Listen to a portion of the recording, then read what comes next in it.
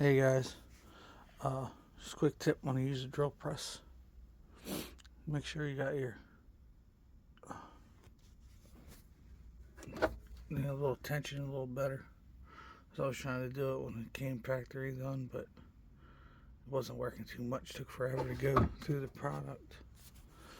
You always make sure you clamp your work down and you have a little piece of wood underneath so that when you go through with your hole, it doesn't break out the other side.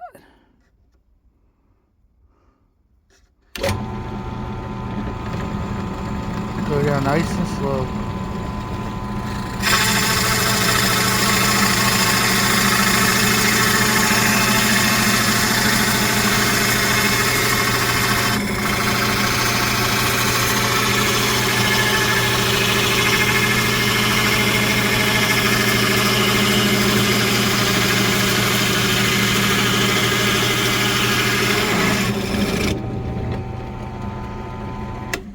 There we go.